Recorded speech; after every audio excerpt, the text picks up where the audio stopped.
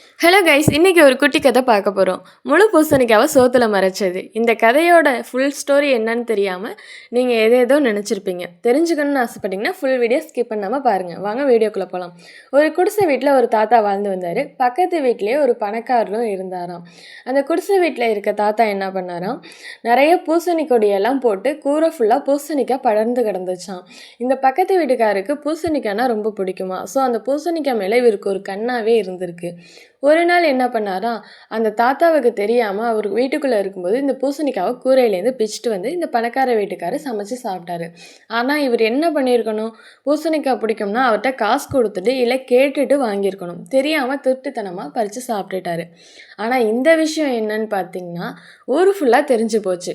அது எப்படி தெரியும், என்ன தெரியும்ன்ட்டு இவருக்கே தெரியலையா. ஆனால் ஊர் ஃபுல்லாக பூசணிக்காய் திருட்டாரு அப்படின்னு தெரிஞ்சு போச்சு. ஸோ அந்த ஊரில் இருக்கவங்க எல்லாருமே என்ன பார்த்தீங்கன்னா, பூசணிக்காய் திருடின வீடு இப்படியே சொல்லிகிட்டு இருந்தாங்களாம் கொஞ்ச நாளாக.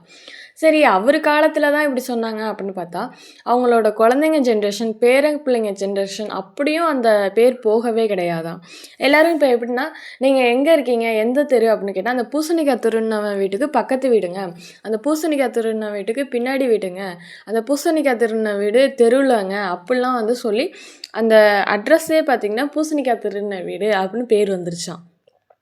ஸோ அந்த பேர குழந்தைங்க வந்து நல்லா ஃபாரின் கண்ட்ரீஸ்லலாம் படிச்சுட்டு வந்தாங்களாம்.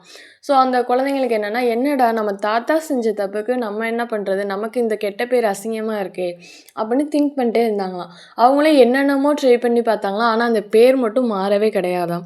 ஸோ அந்த பேரங்க வந்து ஒரு முனிவர்கிட்ட போனாராம். இந்த ஃபுல் ஸ்டோரியும் சொன்னாராம். இது மாதிரி ஆயிடுச்சு, ஆனால் எங்களுக்கு இந்த கெட்ட பேர் வந்து போகவே மாட்டேங்குது, நான் என்ன தான் பண்ணுறது, இதுக்காக நான் எவ்வளோ செலவு பண்ணுறதுக்கும் தயார் அப்படின்னு அந்த பேரன் சொன்னாராம்.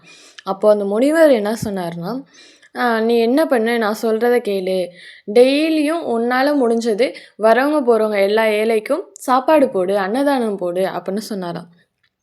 சரி ஐயா, நானும் நீங்கள் சொல்கிற மாதிரியே செய்கிறேன் அப்படின்ட்டு அந்த பேரன் போயிட்டு அன்னையிலேருந்து ஏழைங்க யார் சாப்பாடுக்கு பசியில் வந்தாலும் அவங்களுக்கு சாப்பாடு போட ஆரம்பிச்சிட்டாங்களாம்.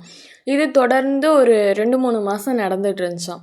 நடந்துகிட்ருக்குன்னா அதுக்கப்புறம் எல்லோரும் என்ன சொல்ல ஆரம்பிச்சிட்டாங்கன்னா, அந்த அன்னதானம் போடுவாங்கள்ல அந்த வீடு, அந்த அன்னதானம் போடுற வீட்டுக்கு பக்கத்து வீடு, அந்த மாதிரி பேர் மாறி போயிடுச்சான். அதனால தான் இந்த கதைக்கு பூசணிக்காவை சோத்துல மறைச்சது அப்படின்னு சொல்லுவாங்க. இது உங்களுக்கு முன்னாடியே தெரிஞ்சிருந்தாலும் கமெண்டில் பண்ணுங்கள், இப்போ தான் தெரிஞ்சுக்கிட்டிங்கனாலும் கமெண்டில் சொல்லுங்கள்.